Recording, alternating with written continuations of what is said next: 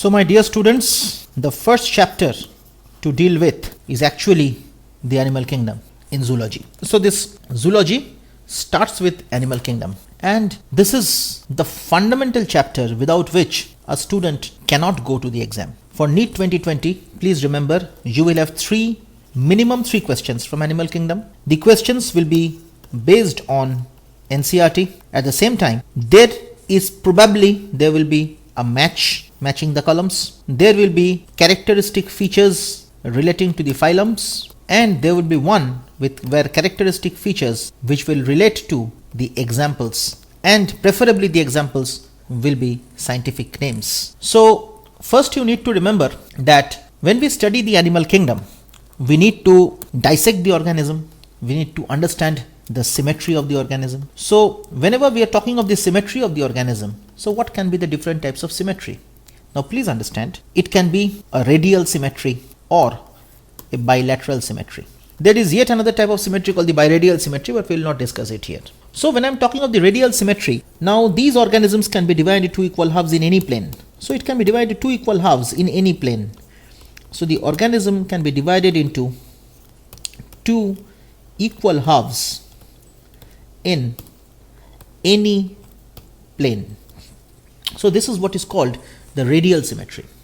Now when I am talking of the radial symmetry, there are some examples of the radial symmetry. Now what are the examples of the radial symmetry? Now please understand, it is Coelenterata or the Cnidarians, the Ctenophorans, and the Echinoderms in the adult stage.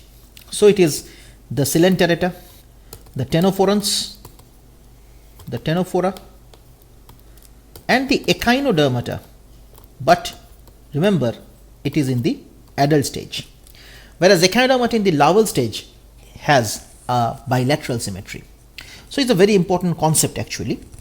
So but we started, whenever we started discussing symmetry, we started with Coelenterata or the Cnidarians.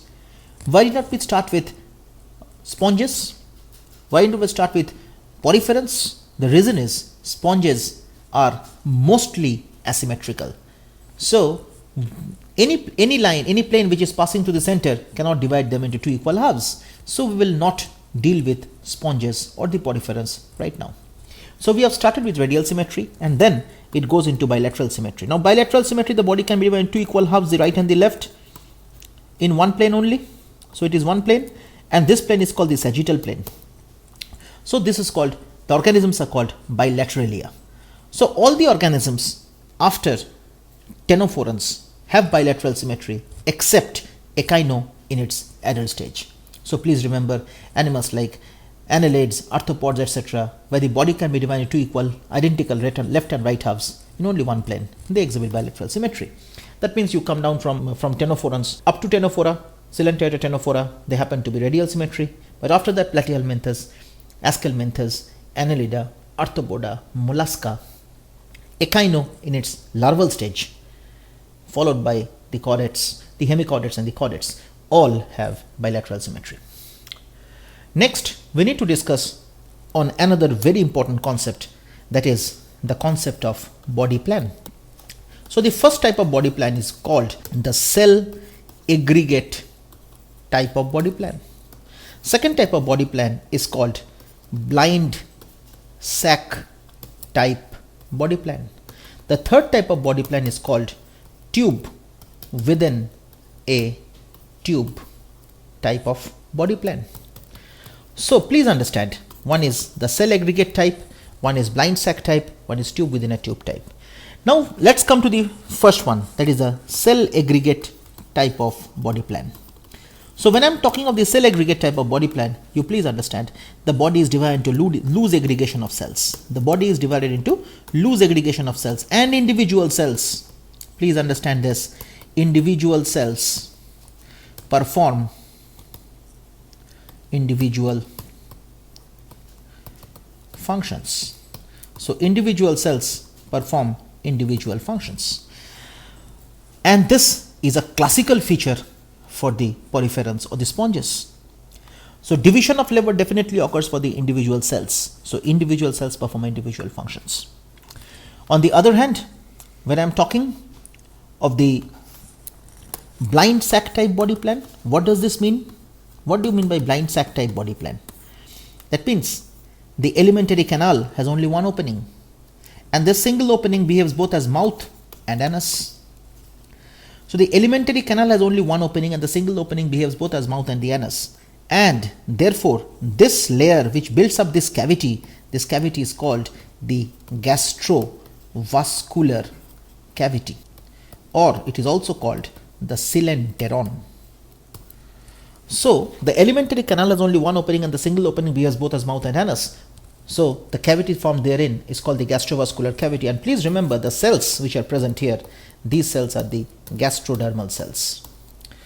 So these are the gastrodermal cells which is making up the cavity which is called the gastrovascular cavity. So these cells are called gastrodermal cells. So in case of blind sac type body plan, please remember the digestive system is incomplete. So when I am talking of the blind sac type of body plan, here the digestive system in these cases is incomplete. So there is a question which usually comes, that name the organism with incomplete digestive system. So remember one thing, a complete digestive system has two openings, both mouth and anus, but incomplete digestive system exists up to Platyhelminthes. So in case of Platyhelminthes, it has a single opening in the digestive system, and the single opening serves both as mouth and the anus, and hence the digestive system for Platyhelminthes is incomplete. Along with Platyhelminthes, the Ctenophorans have incomplete digestive system, the Cnidarians have incomplete digestive system. And since Cnidaria is the classical feature of the incomplete digestive system or blind sac type of body plan, so since the cavity is called the coelenteron, so the Cnidarians are also called the coelenterators. Now, if you consider the tube within a tube type of body plan, so what happens? If you consider a tube, let's consider a tube, and within the tube you consider another tube, so you have two openings, the mouth and the anus. So tube within a tube type body plan is a complete digestive system. But please remember, in case of a complete digestive system, there are two conditions based on the embryonic origin. In one case, the mouth originates before anus. In other case, the anus originates before mouth. When the mouth originates before anus is called protostomia, and the anus originates before mouth is called the deuterostomia. So protostomia, so we talked of up to Platyhelminthes, it is incomplete digestive system or the blind sac type body plan. Now, when you are talking of Aschelminthes, you are talking of Annelids, the Arthropods, the Mollusca. Up to this, it is protostomia, whereas Echino and Chordates, they are deuterostomia. Both have tube within a tube type body plan, both have complete digestive system, but based on the embryonic origin of the individual system, please remember that Aschelminthes, Annelids, Arthropoda, Mollusca, they have a protostomic feature, whereas Echino and Chordates have a deuterostomic feature. Now, you need to understand one more thing, that the circulatory system may be of two different types. Now, if I am talking of the circulatory system, after digestive system, let's consider the circulatory system. They have two different types. One is open type of circulatory system, one is closed type of circulatory system. Now, open type, in which the blood is pumped out of the heart and the cells and the tissues are directly bathed in it. Whereas in case of closed type of circulatory system, the blood is circulated through a series of vessels. That means there are blood vessels which is carrying the blood, series of vessels of varying diameters, and these vessels, as you understand, they are the arteries, veins and capillaries. Next, we need to discuss on the embryonic origin. Now, based on the embryonic layers, the germinal layers, actually there is a classification. Now you understand one thing, that you understand one thing, that is diploblastic and triploblastic organism. Now, what is a triploblastic organism? Now, triploblastic organism, that means the body is formed from three germinal layers, the ectoderm, the mesoderm and the endoderm. Whereas diploblastic is made up of two germinal layers, the ectoderm and the endoderm only. So there is no mesoderm in this case, in case of diploblast, but in place of the mesoderm, there is loose mass of substances, loose mass of structures which are called the mesoglia. So instead of the mesoderm, there is a loose mass which is called the mesoglia. But in case of triploblastic, you have a complete structure of ectoderm, mesoderm and endoderm. Now we need to understand one thing, the concept of Silom. Now, what is a Silom of the body cavity? Now, it is a cavity which is lined by mesoderm. This is important. So it's a cavity which is lined by mesoderm. Now this one is the mesoderm. So When this mesoderm forms a lining, then this cavity is called the coelom, and therefore it is also called the body cavity. So body cavity is such a cavity which is formed by the mesodermal layer. Now, presence or absence of a cavity between the body wall and the gut wall is very important in classification. The body cavity which is lined by mesoderm is called a coelom. Animals possessing coelom are called the coelomates. Now, we need to understand the classification of coelom, or the types of coelom I should say. So when I am talking of coelom, they have basically three types. One is acoelomate, one is pseudo coelomate, and one is truly coelomate. When I am talking of the acoelomate, that means the body is not lined by mesoderm, definitely it is diploblastic, only mesoglia is present in between instead of the mesoderm, so it is acoelomate. When I am talking of pseudocoelomate means the mesoderm is divided into small pouches. The mesoderm is split into small pouch like structures, so this is the case of pseudocoelomate. Whereas in case of coelomate, again it is divided of two types. Remember, one is called the schizocoelomate, and one is the enterocoelomate. When I am talking of schizocoelomate, it is actually a split mesoderm, a discontinuous or a split mesoderm, whereas in case of enterocoelomate, it is a continuous mesodermal layer. So you need to understand the body cavity is divided into acoelomates. Now when I am talking of the acoelomates, which are the acoelomates? That means the poriferans sponges are acoelomate, the cnidarians acoelomate, the ctenophorans, they are acoelomate.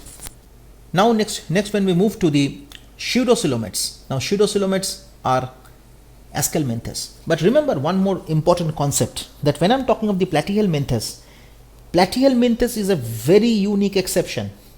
They are acoelomate, but they are triploblastic. Normally acoelomates are diploblastic, but it is only the case of Platyhelminthes in which it is said that they are acoelomate but triploblastic. It's an extremely important information you need to remember. Next you go to pseudocoelomate. In pseudocoelomate you get Ascalmenthes. But when I am talking of the coelomates, in schizocoelomate you get Annelida, Arthropoda, Mollusca, whereas in enterocoelomate you get Echinodermata. So these are extremely important concepts for you to remember. Next we get into the concept of segmentation. Now when I am talking of the segmentation, the body is externally and internally divided in some animals which are called segments. Now among these segments, suppose an organism where there is an external segment as well as an internal segment. Now if there is, the segment is like this, that means within each segment the organs are present. The organs are present. So such type of segmentation is called metameric segmentation.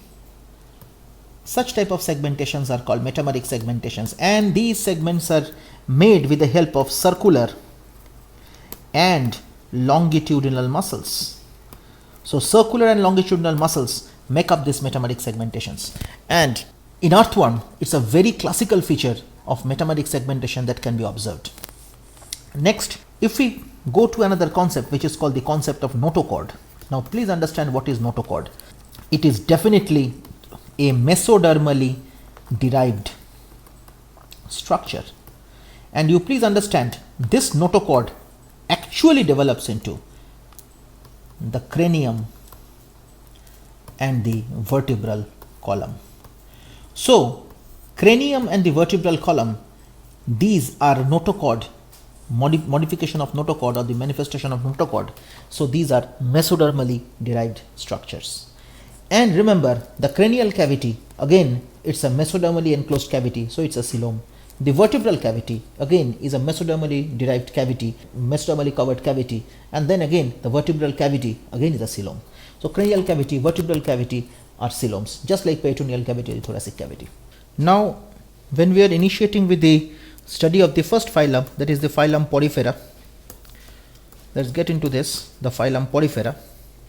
Now members of this phylum are commonly called the sponges, and they are the poriferous because they are the pore bearing organisms. The body is made up of pores. Definitely they are acoelomates, they are diploblastic, that means body has external, matlab the ectoderm and the endoderm is present, and in between there is mesoglia. The ectoderm is called the pinacoderm, the endoderm is called the quanoderm, and the mesoglia is called the mesohyl layer in this case. Now these are the primitive multicellular animals having cellular level of body organization. As you understand, I told you that the cellular level of body organization. At the same time, the sponges have a water transporter canal system. There are some canal systems in the sponge, the ascon, cycon, leucon, ragon. These are the types of the canal system. Now water enters through minute pores of the called the ostia. That is, the body is made up of pore bearing. They are the pore bearing organisms. So the body has minute pores. They are called the ostia.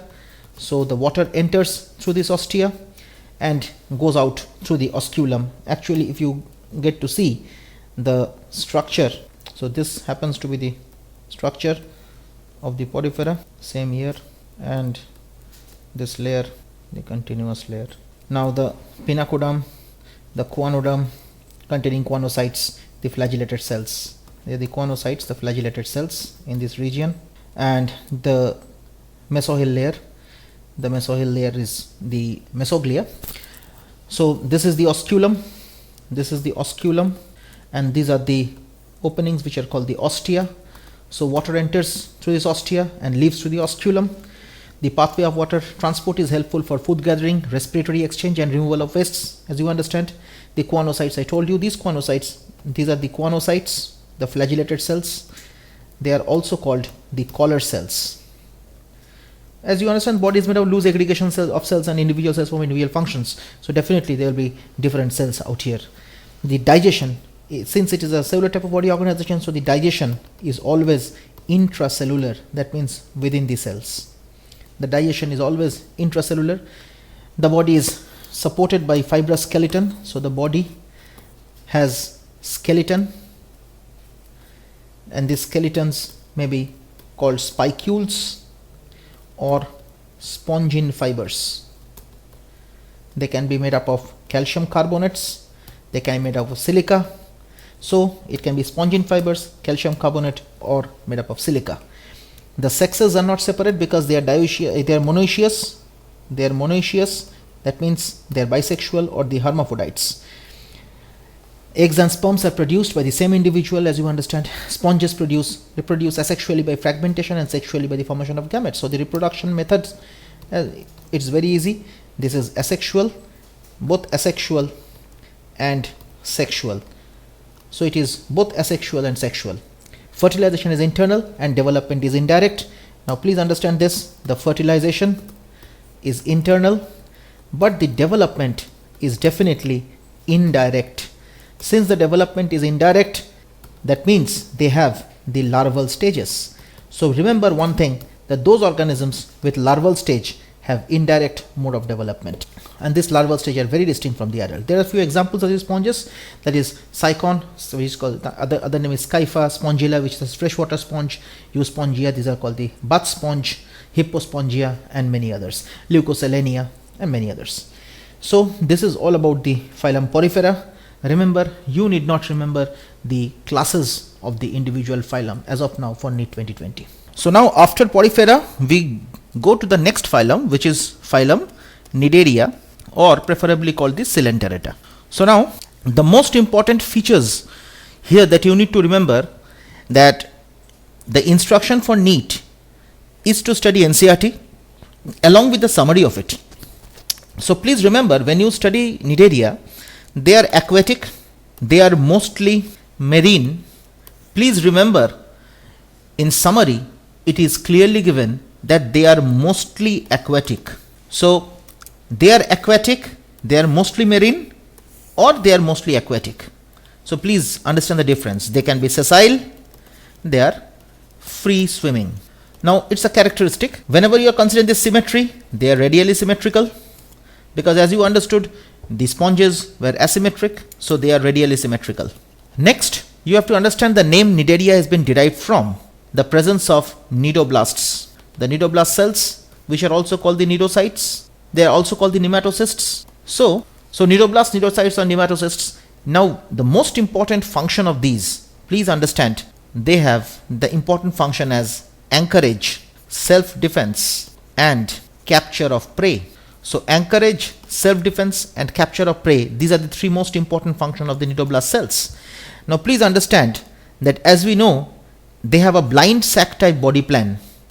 As we understand that they have a blind sac type body plan. So since they have a blind sac type body plan, that means the alimentary canal has only one opening, and a single opening behaves both as mouth and anus. The single opening behaves both as mouth and anus. Let me write this again. The single opening behaves both as mouth and anus. So what happens is, this covering is being lined by some cells, and these cells are known as the gastrodermal cells. So these are the gastrodermal cells, and the cavity that is enclosed by the cell is called the gastrovascular cavity. Gastrovascular cavity. So this gastrovascular cavity is also called the coelenteron. Now please understand few things very clearly.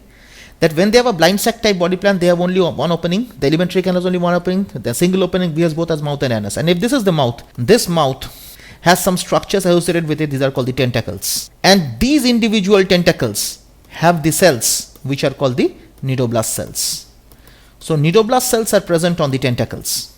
So cnidoblast cells have three functions: anchorage, self-defense and capture of prey. Whereas the function of tentacles happen to be capturing of prey and locomotion. Capturing of prey and locomotion. Now you understand, this mouth, the opening of the mouth is called the hypostome. This opening of the mouth is called the hypostome. Now, whenever we are talking of the digestion, the nature of digestion, as you understand, the nature of digestion in case of sponges happens to be intracellular, since they have a cell aggregate type of body plan, individual cells for individual functions. But in case of this, the mechanism of digestion is both intracellular and extracellular. Now please understand, if it is intracellular, then this occurs within the gastrodermal cells. Now if it is extracellular, then this occurs within the gastrovascular cavity or the coelenteron. So this is a very important concept. Please understand this. Now they have a skeletal system. They're actually the corals. Now they have a skeletal system made of calcium carbonate. You have to understand this. Now cnidarians exhibit two basic body forms. So any cnidarians have two basic body forms: the polyp and the medusa. The polyp and the medusa. Now the former, that means polyp, is actually sessile. They are actually sessile. They do not have a pedicel, and the shape is cylindrical. They are sessile and cylindrical. The example of this can be hydra. Whereas when I am talking of the medusa, that is umbrella shaped and free swimming, the example happens to be Aurelia, which is, the other name of it is jellyfish. Now you need to remember the scientific names as well as the common names for the individual phylums, for the individual examples of the phylums.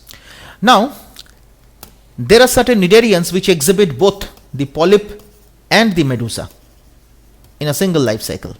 So you have to understand one thing, that this having the two sets, that means both asexual and sexual phases in the life cycle, the presence of asexual and sexual phases in the life cycle is actually called the alternation of generation. So it is alternation of generation, which is also known as metagenesis. And please understand one thing, that polyp produce medusa asexually. This is asexually, and medusa produce polyp sexually. So you try to remember this, that polyp produces medusa asexually, whereas medusa produce polyp sexually. Now there are certain examples of it as well. That means polyp produces medusa asexually and medusa produce polyp sexually. That can be, example can be Obelia. That is, there is an important example for this. So if I write polyp, if I write medusa, so polyp to medusa it is asexual, medusa to polyp it is sexual. So this is asexual, this is sexual. And the example happens to be Obelia. Obelia is also called sea far. Now there are other examples of it, that is Physalia, that is Portuguese man of war, as you understand, Adamsia, sea anemone, even Metridium is also called sea anemone, Pennatula, that is sea pen, Gorgonia, that is sea fan, Meandriana, that is brain coral. And you don't need to go into the details of the classification, but you can also remember that the classes can be Hydrazoa, Scyphozoa, and Anthozoa. 3. Anthozoa, Scyphozoa, and Hydrazoa. So this is all about Cnidaria, phylum Cnidaria, and it's a very important question for the entrance. I should tell you one more thing as well, that in case of Hydra, the nature of neural system is network of neurons and certain neural tissues. So you need to remember this. This is actually a discussion that is given in neural control and coordination. So this is another important point to it. To move to the next one, we go to the phylum Ctenophora. Now, very important, they are also called the sea walnuts. They are also called the sea walnuts or coombe jellies. They are also called sea gooseberries. They are also called sea gooseberries. They are exclusively marine. They are radially symmetrical. They are diploblastic. And here you get tissue level of organization. Similarly, in case of Cnidaria, you also get tissue level of organization.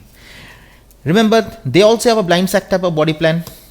That means the elemental canal has only one opening.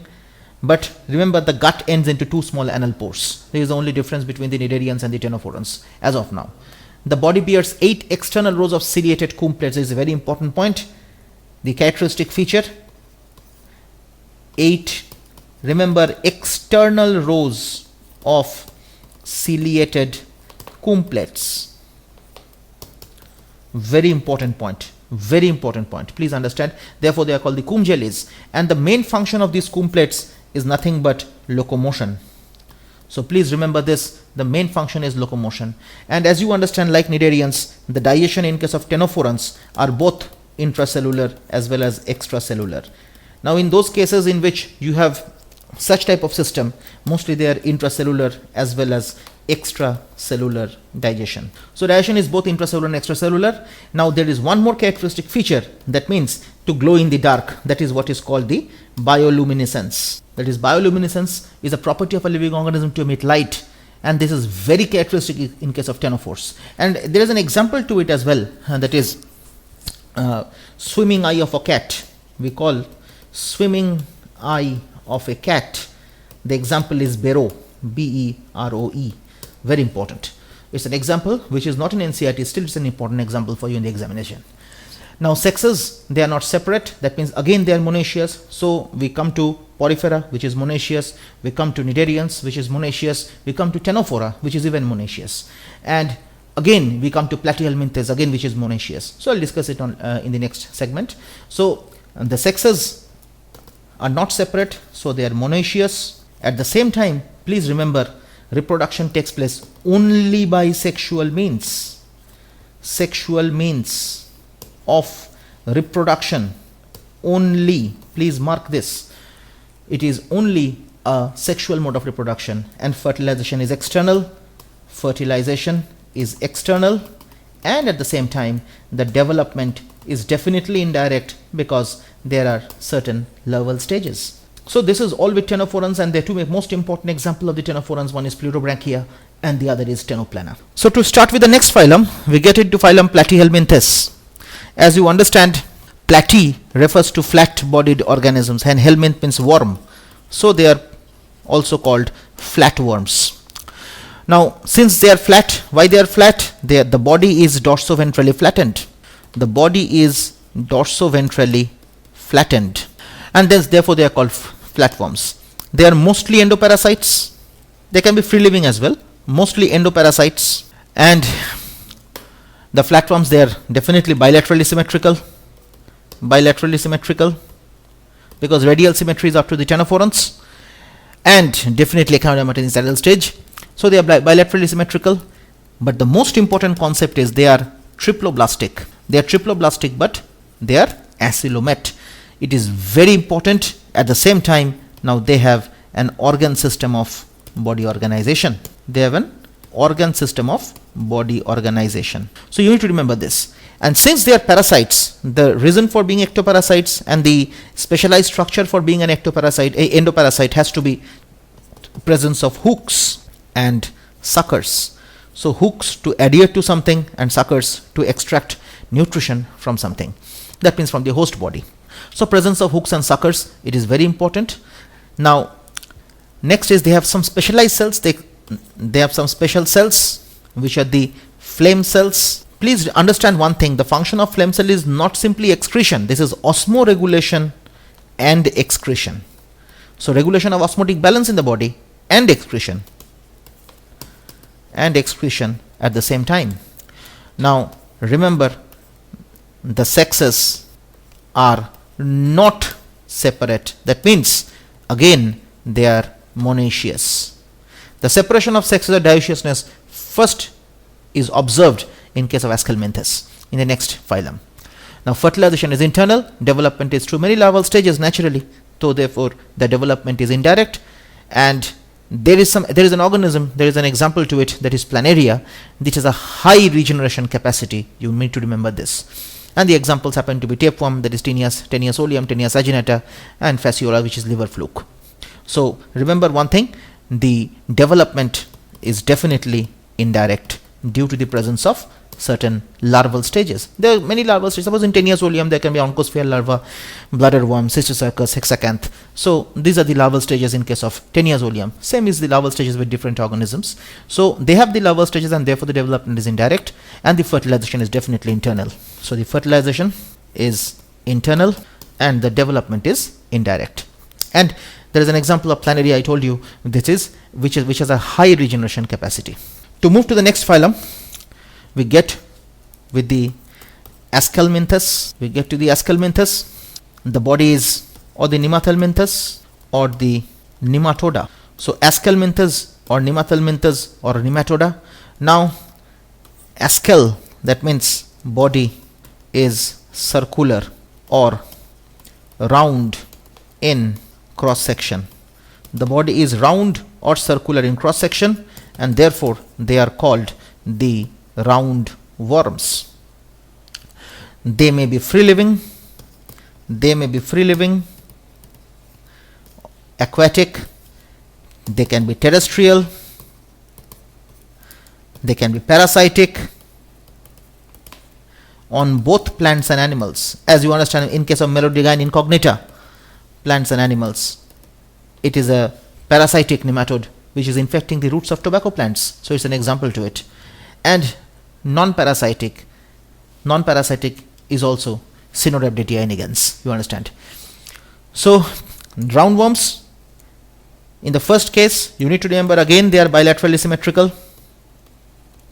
In the first example you get, in case of roundworms, the tube within a tube type body plan. That means a complete digestive system. It's a complete digestive system in case of roundworm. The very important concept, apart from this, they are definitely triploblastic.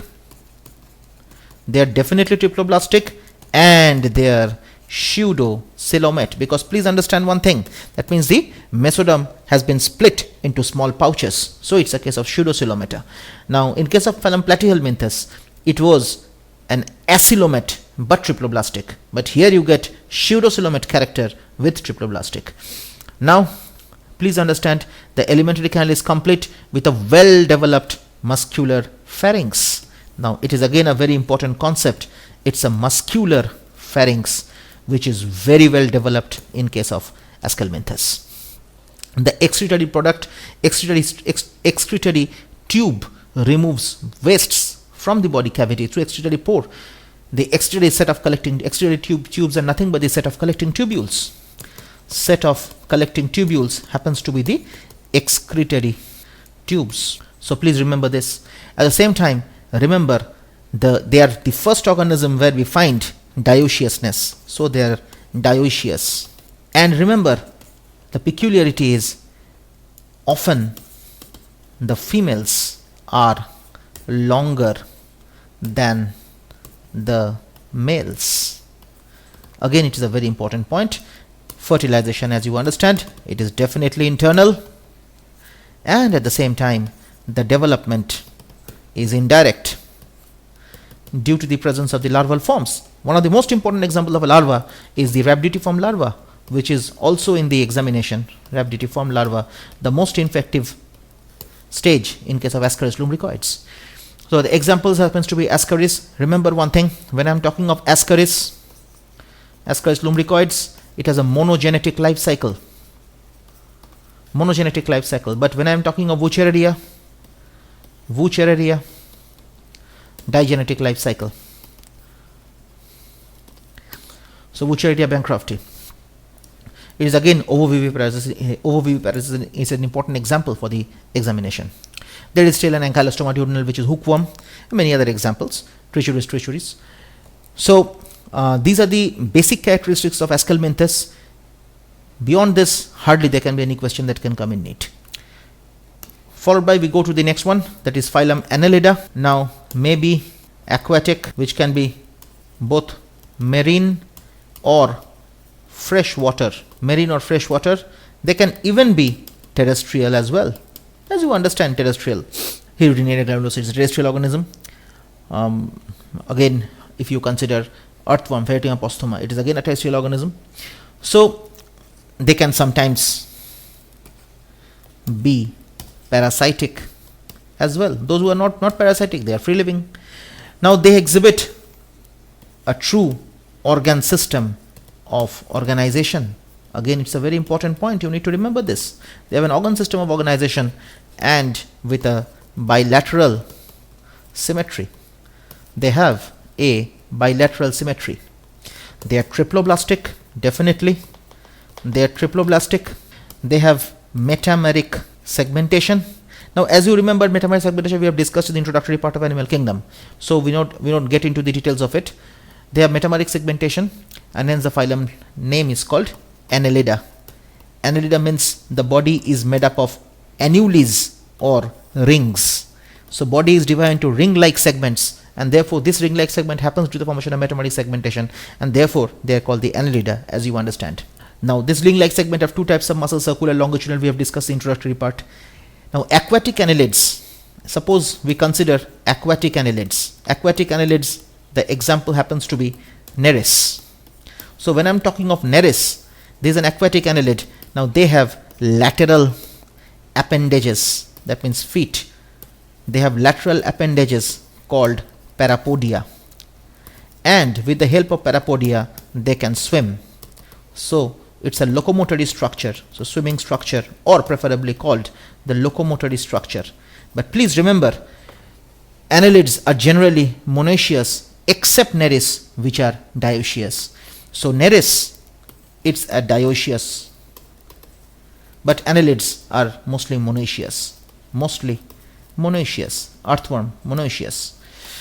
So please understand, if I am talking of Ascalminthes, it was dioecious. Again, when I am talking of annelids, which are monoecious, that means it's a case of retrogressive evolution. Please remember this, it's a very important concept. Now the osmoregulatory structure in case of annelids. So osmoregulation in case of annelids is maintained by the nephridia. It is maintained by the nephridia that help in osmoregulation, followed by excretion. So it's an osmoregulatory as well as an excretory structure. It's an important point. Now the neural system in case of this happens to be paired ganglia formed by the collection of the cell body, or the cyton. Definitely the neural system has double ventral nerve cord. It's a double ventral nerve cord. Please remember this. And reproduction happens to be sexual. The method of reproduction is sexual, and definitely there is a larval stage, so the development is indirect. Example happens to be Ferretum apostoma, that is earthworm, Hemichordates granulosa, that is blood-sucking leech, Nereis, as we have already discussed, the aquatic annelid. Next, we get into the largest phylum of the animal kingdom, which is Arthropoda. Now, arthos means jointed, and podos refers to appendages.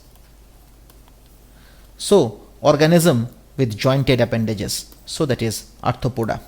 So jointed feet or appendages, this is Arthropoda. Now this is the largest phylum of the animal kingdom. This one happens to be the largest phylum of the animal kingdom. Almost 2/3 of the entire animal kingdom happens to be arthropods. They have an organ system of organization. They have an organ system of body organization. It's another very important concept. They are bilaterally symmetrical. Again, they are bilaterally symmetrical, as well as they are triploblastic. They are bilaterally symmetrical, they are triploblastic, and definitely they have segments, and the segments are nothing but metameric segmentation. Very important point, please remember. One more point to discuss. If you go back to Annelida, remember when I was talking of the annelids, please remember in this case they have a closed circulatory system. Very important point, please don't forget this. And now when you come to Arthropoda, they have an open circulatory system, and here you again see the presence of retrogressive evolution. So you understand this. Now they are metamerically segmented organisms, and they are definitely coelomate. They are true coelomates, that means eucoelomates, but actually conceptually they are schizocoelomates. Annelida, Arthropoda, Mollusca, they are schizocoelomates, and enterocoelomates happens to be Echinodermata and Chordates. Now when I am talking of the arthropods, the body is covered. The body has a covering which is a chitinous exoskeleton. Now it's a very important concept. The body is covered by a chitinous exoskeleton.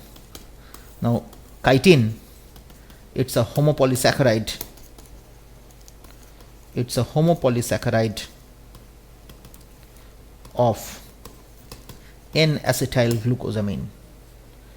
So NAG, it's a homopolysaccharide of NAG. Please remember this. And again they have jointed appendages. That is very easy. The respiratory system or the respiratory organs happens to be book gills, book lungs, or the tracheal system. In case of insecta, it is tracheal system, complete tracheal system.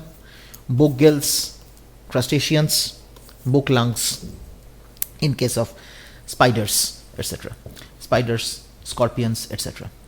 Now the circulatory system is open type, as I discussed already. It is very important. Now sense organs happens to be antenna, compound eyes, as well as simple eyes, and statocyst for maintaining balance and equilibrium. So it is very easy. Sense organs happens to be antenna. Sense organ happens to be antenna. At the same time, they are compound and simple eyes, and the presence of statocyst for maintaining balance. It is important. Now excretion takes place with the help of Malpighian tubules. Excretion takes place with the help of Malpighian tubules. Again, it's an important point. The fertilization is internal. The fertilization is internal. And remember, the development may be direct or indirect. Development may be both direct, that means without larval stages, that is direct, or it may be indirect, where there are many larval stages present. But please understand one thing, they are mostly oviparous. In NCERT, mark this word, they are mostly oviparous. That means some arthropods like scorpions are viviparous. Very important point. Now as you understand, the examples of some economically important insect, honeybee, that means Apis, Bombyx mori, Lassifer, that is lac insects. They can be vectors of arthropods as well, Anopheles, culex, Aedes mosquitoes, you understand. They can be gregarious pests as Locusta, and they can be living fossil as Limonus of the king crab. You need not go into the details of the classification, because that is not included in NEET syllabus, so you stick to this precisely. Now let's move to the next phylum, Phylum Mollusca. So when I am talking of Phylum Mollusca, the word mollusca comes from the word molluscus. It means soft bodied animals. So they are the soft bodied animals, and remember, Phylum Mollusca, this phylum is the second largest phylum of the animal kingdom after Arthropoda. It is the second largest phylum of the animal kingdom after Arthropoda. They can be terrestrial, they can be aquatic as well, and when I am talking of aquatic, they can be marine and freshwater. Now they have an organ system of organization. The organ system of organization: bilaterally symmetrical, triploblastic coelomate, these are very common, and the type of coelomate is schizocoelomate. The body is covered with calcareous shell. Now this is the calcareous shell, and below this there is a cavity.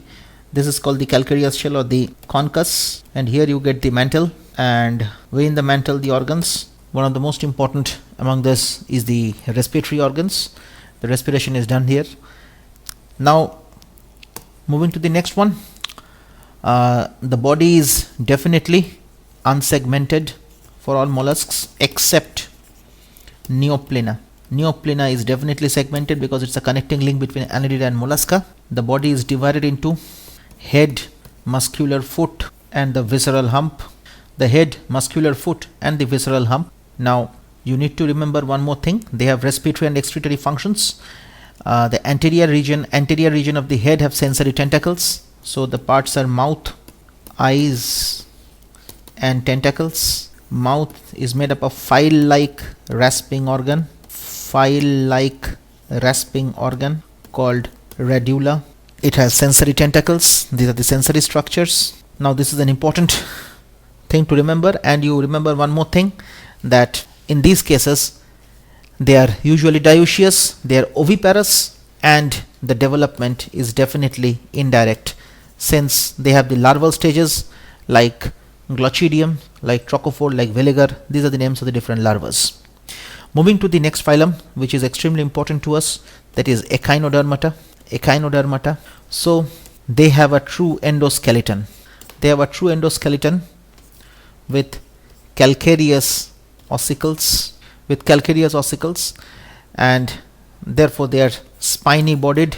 They are definitely marine with organ system of organization. Definitely they are bilaterally symmetrical. They are triploblastic. These are very easy concepts, you can remember this, and they are definitely enterocoelomates, because as you understand, when they are eucoelomate, there can be two types. One is schizocoelomate and the other is enterocoelomate. Schizocoelomate is Phylum Annelida, Arthropoda, Mollusca, whereas enterocoelomate happens to be Echinodermata and Chordates. So they are enterocoelomates. Now the digestive system is definitely, it has a complete digestive system. The symmetry is important. The symmetry is radially symmetrical in case of adult, but bilaterally symmetrical in case of larva. This is extremely important point. Please try to remember this. Now the most distinct feature of echinoderms is the presence of water vascular system. Remember the water vascular system, which helps in locomotion, capture and transport of food.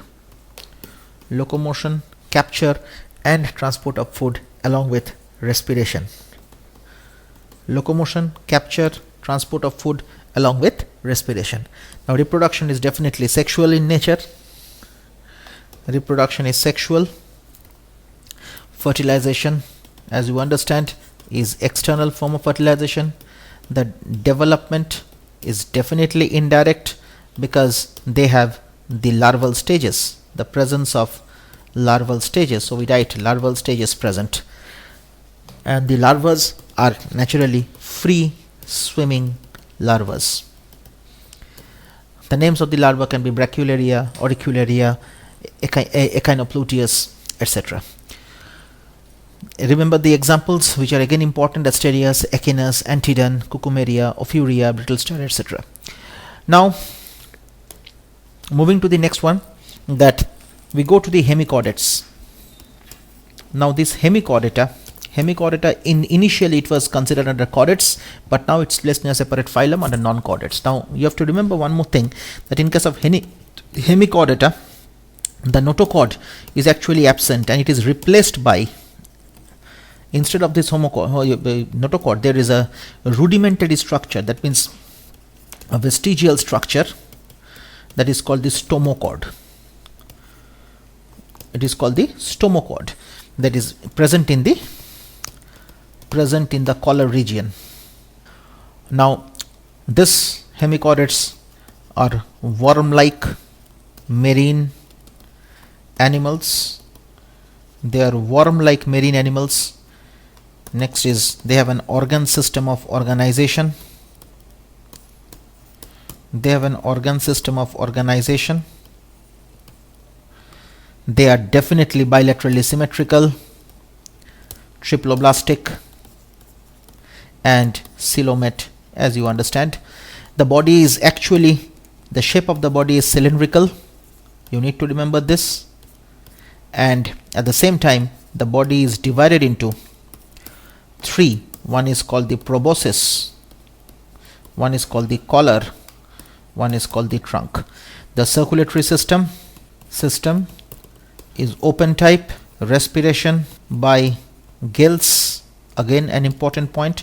Very important is excretion. Now excretion always is done by the proboscis gland and glomerulus as well. You please remember this. Now sexes are separated dioecious, that is very easy. Fertilization external, development is indirect. Example is Balanoglossus, Saccoglossus.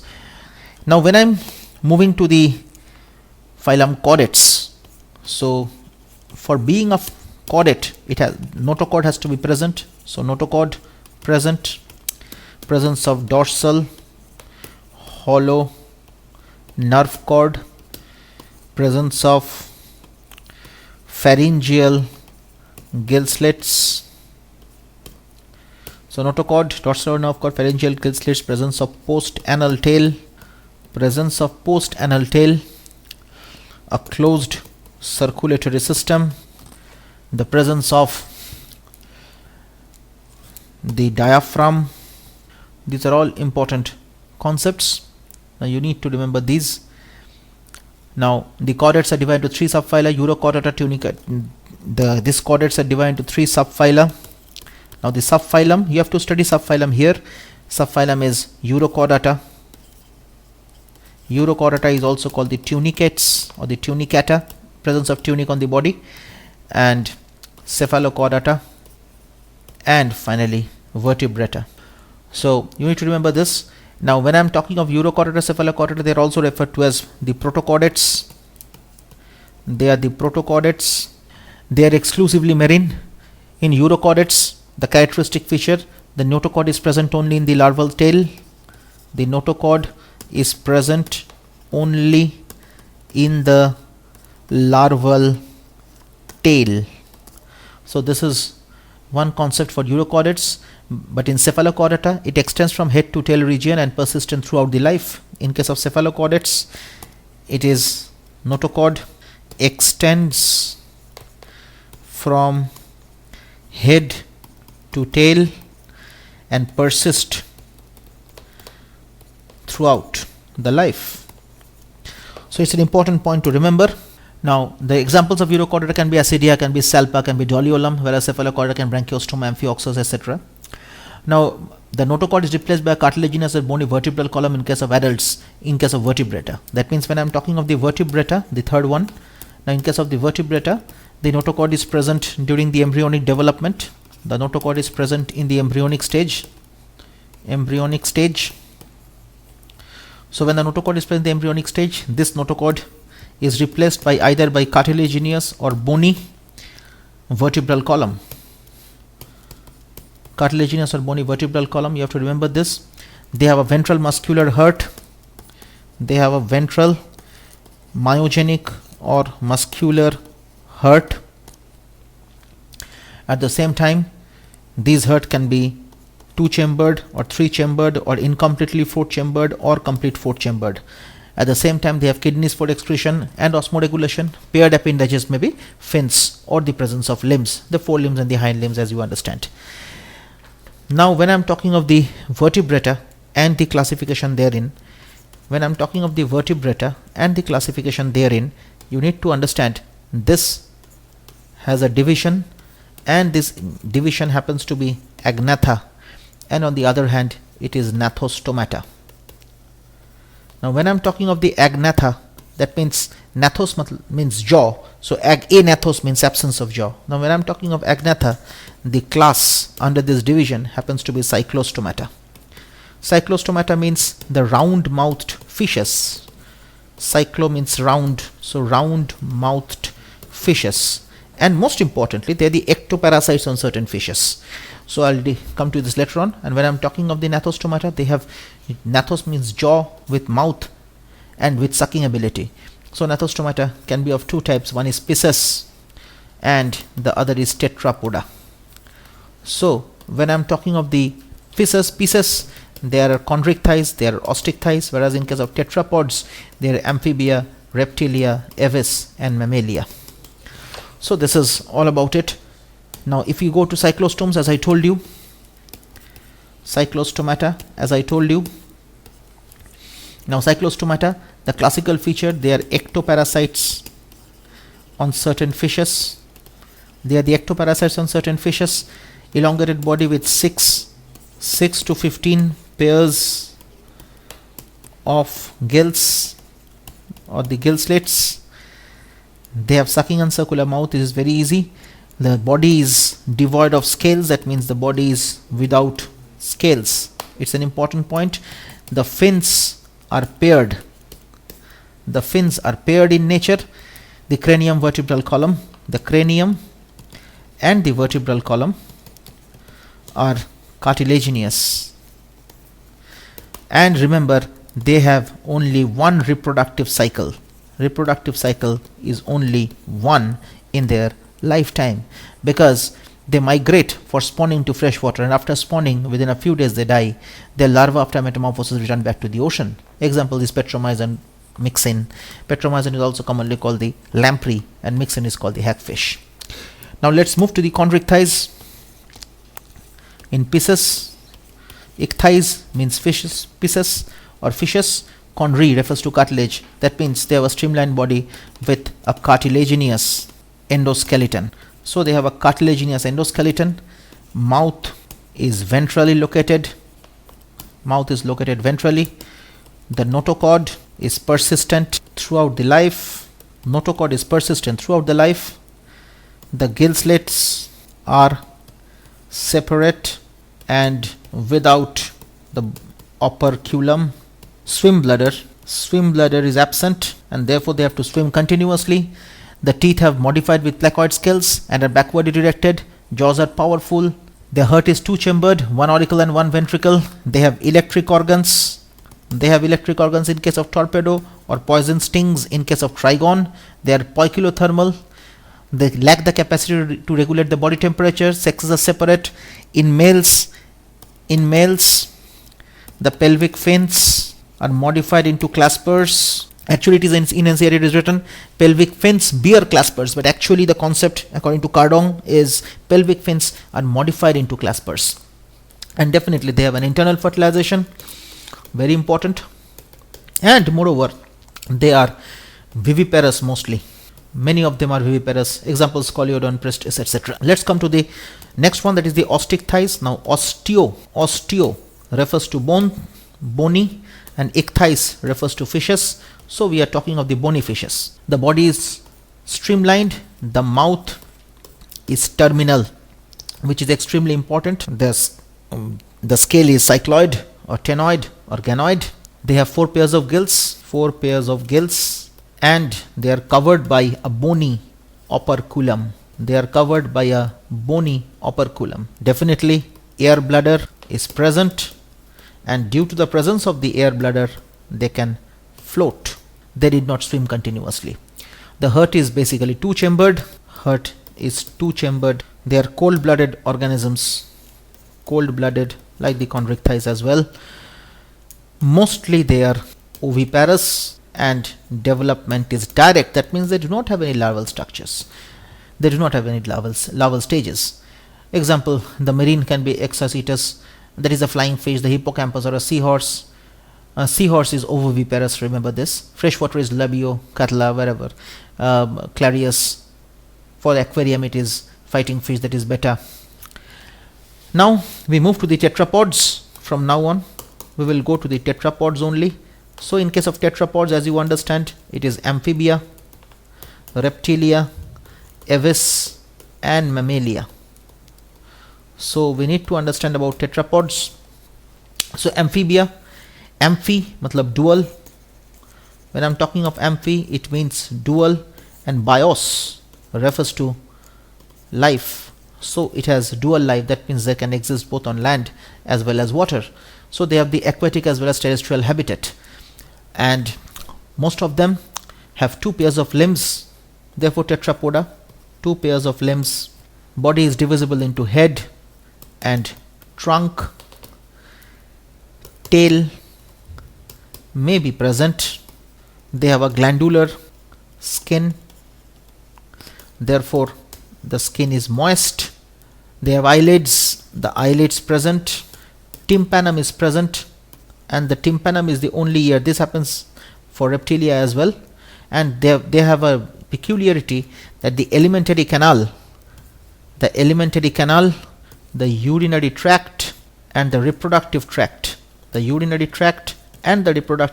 these 3 opens into a common structure called the cloaca. Now you need to remember this, and finally it opens to the exterior. Next is respiration is by gills, lungs and through the skin. This is important. Respiration by gills, lungs and skin. The heart is basically 3-chambered. Now 2 auricles and 1 ventricle. They are cold-blooded, dioecious. The fertilization is external. Remember this. They are oviparous, and development is indirect because some have larval stages, just like tadpole. It can be example goes like bufo, rana, hyla, salamandra, ichthyophis. And ichthyophis is very important. It is limbless amphibians. Please remember this. Next we go for the another very important class, which is the class Reptilia. Let's get into the class Reptilia. And when I'm talking of the Reptilia, reper, it comes from the word reper, means to creep. So they are the creeping animals, and therefore they are called the Reptilia. Now the creeping or crawling mode of locomotion is there. They're mostly terrestrial animals, and body is covered with dry and cornified skin. So mostly they are terrestrial, body covered by dry, horny and cornified skin. The eggs have shell. Very importantly, the eggs have shell. They have shelled eggs, and therefore they can prevent themselves from desiccation. So the epidermal scales of the body, they are called the scutes. They are called the scutes. They do not have any external ear openings. That is, the only tympanum is the external ear. This is again very important. Limbs are in 2 pairs, so they are tetrapods. The heart is usually 3-chambered, but 4-chambered in case of crocodile. These are very important, and these are easy and important points to remember. The sexes are separate and fertilization internal. They are oviparous. And generally the development is, in any case, it is always direct because they do not have any larval stage. So the important example happens to be chelone, testudo, chameleon, which is the tree lizard, even the viper, the bangarus, the poisonous snakes like naja, hemidactylus, wall lizard, etc. Next we move to the class aves. Aves means they are the birds. Presence of feathers. The features: presence of feathers, body covered with feathers, mouth modified into beaks, presence of claws, presence of 4-chambered heart, presence of flight muscles, presence of pneumatic bones, extra in digestive tract. They have additional chambers. The crop and the gizzard is also present. Remember, crop and gizzard are also present because of insecta. That was a question mostly in 2018. The crop and gizzard are present in insecta as well as in case of aves. So there is a class insecta and class aves. The heart is completely 4-chambered. They are warm-blooded organisms. Now up to aves, up to reptilia, it was cold-blooded. Now it is warm-blooded organisms. That means you can call them to be homeothermals. Next, respiration by lungs. Lungs are present for respiration, and there are separate air sacs. Air sacs are associated. The air sacs are associated along with to supplement the respiration. Actually, the sexes are separate. Definitely they are dioecious. Definitely they are dioecious. Definitely the fertilization is internal. They are oviparous, and the development is always direct because they do not have any larval stages. The last of all happens to be class Mammalia. Now, Mammalia, as you understand, the presence of mammary glands, the presence of body hairs, the presence of external pinna, body hairs, presence of external pinna, very important concepts. 2 pairs of limbs adapted for walking, running, climbing, burrowing, swimming, or flying. Now you need to remember one more point, that the skin is very unique and presence of hair, external layers of pinna present, different types of teeth, that means heterodont. This is again an important point, the heterodont is present. Heart is definitely 4-chambered heart. They are homeothermals, that is Avis and Mammalia, they are homeothermals. Again, this is an important point, respiration by lungs, sex is separate and fertilization internal. So respiration is by lungs, the sexes are separate, the fertilization is internal, viviparous, and with some exceptions definitely, and the development is definitely direct without any larval stages.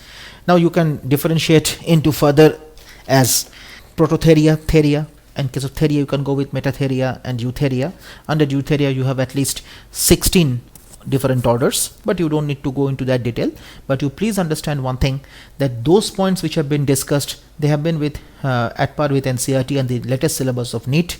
So please do not forget to study even the salient features of different phyla, which is given in one particular chart. The summary is important, the content is important, and whatever is talked here, all are important for you. So all the very best to you. We expect after this study there will be no question based on theory which can even bother you. So let's start with the questions of animal kingdom. So look at the first question that is being displayed. Blind sac body plan is seen in which of the following phylum? As you could remember, blind sac type body plan means the alimentary canal has only one opening, and a single opening behaves both as mouth and anus. It behaves both as mouth and anus. So there is a blind sac type of body plan, and it is also called an incomplete digestive system. Now you understand, incomplete digestive system is observed in case of Porifera. Porifera has cellular level of organization. Cnidaria. So it is observed in case of Cnidaria. It is observed in case of Ctenophora. It is again observed in case of Platyhelminthes. So from Aschelminthes, it changes into tube within a tube type body plan, that means a complete digestive system. Porifera happens to be cellular type of body organization, so digestion occurs within the cell, so it is an intracellular digestion. Whereas in case of Cnidaria, it's a blind sac type of body plan. Ctenophora, blind sac type of body plan. Platyhelminthes, blind sac type of body plan. Annelida, Aschelminthes, Mollusca, they all have complete digestive system or tube within a tube type body plan. So the answer is Platyhelminthes. Moving on to the next question. Now as you can see, it's a column match. Match column 1 and column 2 and choose the correct option. So if it is a column match, first look at the it is given with respect to the symmetry and correspondingly with the phylums. So you get into phylum Platyhelminthes. Okay, so phylum Platyhelminthes happens to be bilaterally symmetrical. It is triploblastic but acylomate but bilaterally symmetrical. Poriferans, definitely they are asymmetric. Cnidarians, they have radial symmetry, whereas Ctenophorans or comb jellies, actually they are biradial symmetry, but in NCERT you do not have biradial symmetry. In NCERT you will go with radial symmetry, but actually they are biradial symmetry, that body can be divided into 2 equal halves in 2 planes only. So this is the combination. So Platyhelminthes 1 with 3, so 1C, so 1C, 2B, 3D, 4A. So option 1 is correct. So moving on to the next question. Now mesoglia. Now mesoglia, what is mesoglia is actually? Actually mesoglia is found in diploblastic organisms, as you understand. It is present in diploblastic organisms because there is a ectoderm, there is an enoderm, there is no mesoderm. So mesoglia is actually a non-cellular substance, non-cellular in nature, and is present in diploblastic organisms. First option goes with non-cellular in nature, present in triploblastic, wrong. Non-cellular nature present in it is correct. Cellular nature wrong. Cellular nature present in triploblastic, again wrong. So the answer is non-cellular in nature and present in diploblastic organisms, because instead of the mesoderm, mesoglea is present. So option 2 is correct. Moving on to the next question, find the incorrect statement. Now you get first one, the Silom develops from mesoderm. Yes, it is correct, because Silom is a cavity which is lined by the embryonic mesoderm. So this one is the mesoderm. So Silom is the cavity which is lined by embryonic mesoderm. So this is correct. In deuterostomes, blastopod develops into anus. Definitely it develops into anus, because in case of deuterostomes, the mouth develops after anus. So first is the anus, then it is the mouth. So anus develops before mouth, so it is deuterostomes. Echinoderms are chordates and chordates are schizocoelomates. Echinoderms and chordates are schizocoelomates. No. As you can understand, when I am talking of Eucoelomata, when we are talking of Eucoelomata, it has two types. One is schizocoelomates, one is enterocoelomates. Please understand one thing. Schizocoelomate happens to be Phylum Annelida, Arthropoda, Mollusca, but echino and chordates are enterocoelomates. So the answer schizocoelomate is wrong. So this one is the incorrect statement. Arthropods and mollusks have reduced Silom. Arthropods and mollusks have reduced Silom. Right, it is correct, reduced Silom, because it is arthropods and mollusca have schizocoelomate, so it is a reduced Silom. But echinoderms and chordates have schizocoelomate. This is wrong. This one is incorrect. So option 3 is the answer for this, because this one is the incorrect statement. Moving on to the next question. Again, you have a match the column for you, and the match the column goes like this: liver fluke, hookworm, dog tapeworm, beef platyhelminthes. It stick to platyhelminthes, Echinococcus fasciola, Platyhelminthes ascalminthes, Taenia saginata, ankylostoma. So you can understand, liver fluke is Fasciola hepatica. Hookworm, definitely this is Ankylostoma duodenal. Dog tapeworm, Echinococcus granulosa. Beef tapeworm, Taenia saginata. So it is very easy. So 1 with B, 2 with 4D. That means 1B, 2D, dog tapeworm, 3A, beef tapeworm, 4C. So option 2 is correct. This is the correct option. Moving on to the next question. Rennet cells are present in ascalminthes act as, definitely rennet cells and a set of collecting tubules. Now this is the characteristic locomotive excretory structure in case of ascalminthes. So this is an excretory organ, rennet cells and a set of collecting tubules. Moving on to the next question. Outer ectodermal layer of sponges is composed of which of the following cells? Outer ectodermal layer of sponges. As you could remember the diagram, outer ectodermal layer of sponges is made of which of the following cells? So first is porocytes, the second is choanocytes, third is pinacocytes. So porocytes, now you see this diagram, you can remember porocytes. So ostia, so porocytes has to be here. This is the region of porocytes. This one is the pinacocytes, because this is the pinacoderm. So pinacoderm are lined by pinacoderm actually lined by two. One is pinacocytes, one is porocytes. So you understand that ectodermal lining, porocytes, pinacocytes. So both 1 and 3 are correct. So option 4 is correct. So coming to the next question. Column 1, column 2 match. Metridium, Penatula, Gorgonia, Physalia, or look here, all are Cnidarians. So first is, let's consider Metridium. Metridium is called sea anemone. Penatula, definitely sea pen. Gorgonia, sea fan. Physalia, Portuguese man of war. So they are commonly known as like this. So Metridium, so 1 with D, 2 with C, 2 with C, 1 with D, 2 with C, 1 with D, 2 with C. 3 with A, 4 with B. So this one option is correct. Second option is correct. So this is the correct match. Moving on to the next question. Identify the vertebrate group of animals characterized by crop and gizzard in the digestive system. NEET 2018. The answer is crop and gizzard. So one is insecta. In case of arthropods, they have crop and gizzard. As you have learnt in case of cockroach.